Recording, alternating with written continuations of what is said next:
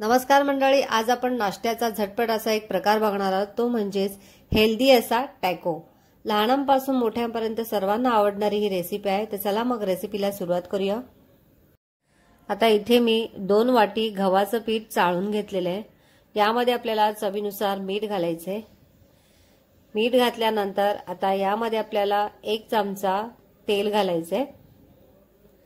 तेल घातल्यानंतर आता हे पीठ आपल्याला सर्व एकत्र करून घ्यायचे आणि यामध्ये आपल्याला थोडं थोडं पाणी घालून छान अशी कणिक मळून घ्यायची। ही कणिक अशी सॉफ्ट अशी आपल्याला मळून घ्यायची। आता आपण हे झाकून ठेवूया आणि पुढची प्रोसिजर करायला घेऊया। गॅसवरती पॅन ठेवलेला आहे आणि पॅन मध्ये मी 2 चमचे तेल ओतलेले आहे। यामध्ये आपल्याला 2 मध्यम आकाराचे उभे चिरून घेतलेले कांदे घालायचे आणि हे कांदे छान असे मऊ होईपर्यंत आपण यावरती परतून घ्यायचे। कांदा छान थोडासा लालसर करून घ्यायचा आहे।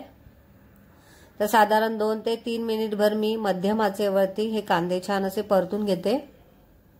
आता इथे तुम्ही बघू शकता कांदा छान असा सॉफ्ट झालेला आहे, थोडासा रंग सुद्धा चेंज झालेला आहे। आता गॅस बंद करूया आणि आपण हे थंड करून घेऊया। इथे तोपर्यंत आपण उकडलेले बटाटे अशा पद्धतीने किसणीने किसून घेऊया। इथे साधारण मी 5 ते 6 मध्यम आकाराचे बटाटे वाफून घेतलेले आहेत। ते किसणीच्या साहाय्याने छान असे आपल्याला किसून घ्यायचे। तर इथे सर्व बटाटे मी किसून घेते आणि तुम्ही इथे बघू शकता बटाटे किसून झालेले आहेत। आता यामध्ये आपल्याला भाजून घेतलेला कांदा घालायचा आहे। कांदा घातल्यानंतर आता यामध्ये आपल्याला 1 चमचा चिली फ्लेक्स घालायचे। तुमच्याजवळ चिली फ्लेक्स नसेल तर तुम्ही इथे 1 चमचा लाल तिखट घालू शकता।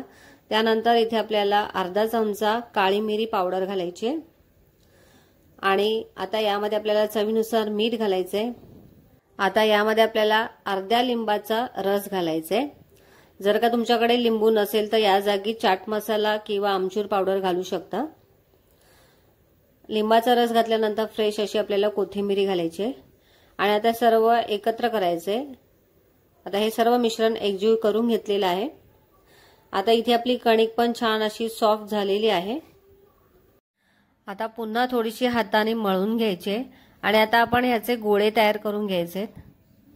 इथे साधारण 5 ते 6 गोळे तयार होतील।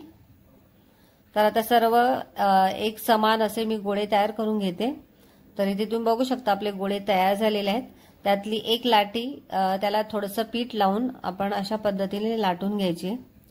आता इथे आपण जी पोळी लाटणार आहोत ती जास्त जाड नाही आणि जास्त पातळ नाही, अशा पद्धतीने आपल्याला ही लाटून घ्यायची। तुम्ही ते बघू शकता अशा पद्धतीची आपली एक चपाती लाटून तयार झालेली आहे। आता गॅसवरती मी पॅन ठेवलेला आहे। आता या पॅनवरती आपल्याला चपाती भाजून घ्यायची आहे। इथे गॅसची फ्लेम लो ठेवलेली आहे। लो फ्लेमवरती आपल्याला ही चपाती थोडीशी कच्ची थोडीशी पक्की अशा पद्धतीने भाजून घ्यायची। पूर्णपणे भाजायची नाहीये, तर कच्ची पक्की अशाच पद्धतीने आपल्याला भाजून घ्यायचे। तुम्ही ते बघू शकता। तर अशा पद्धतीने आपण सर्व चपात्या लाटून घेऊया। आता इथे आपली एक चपाती भाजून झालेली आहे। आता ही मी काढून घेते।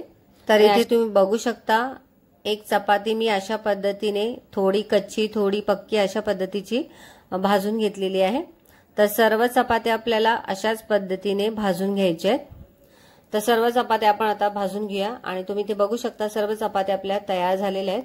अशाच पद्धतीने थोड्या कच्च्या थोड्या पक्क्या अशा पद्धतीने मी भाजून घेतलेल्या आहेत। आता इथे मी एक चपाती घेतलेली आहे आणि त्यावरती आपल्याला 1 चमचा शेजवान चटणी लावायची। तुम्ही या जागी सॉस सुद्धा लावू शकता किंवा सॉस आणि शेजवान चटणी दोन्ही लावू शकता। आता एका बाजूला मी चीज अशा पद्धतीने किसून टाकत आहे।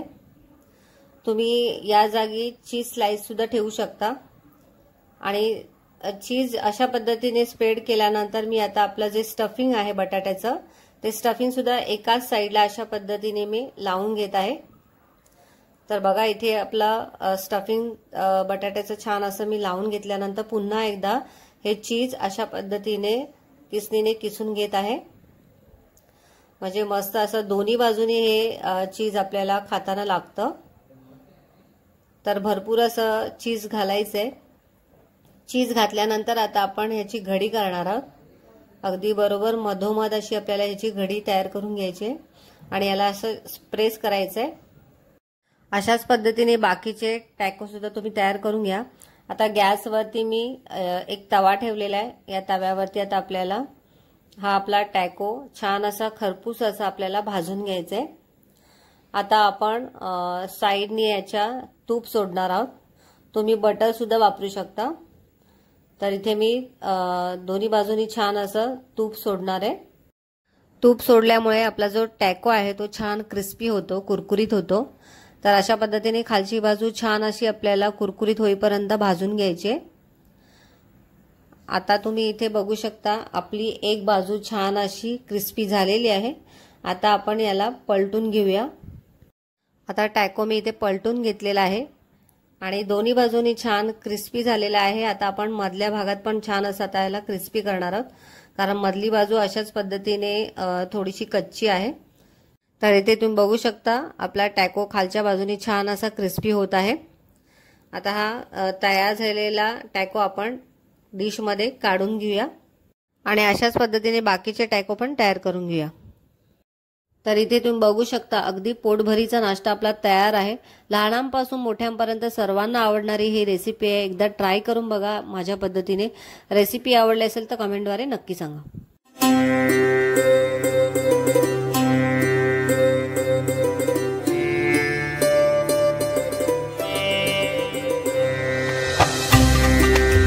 लाईक करा, शेअर करा आणि बेल आयकॉनला क्लिक करा, जेणेकरून माझे नवनवीन रेसिपीचे नोटिफिकेशन तुमच्यापर्यंत पोहोचतील।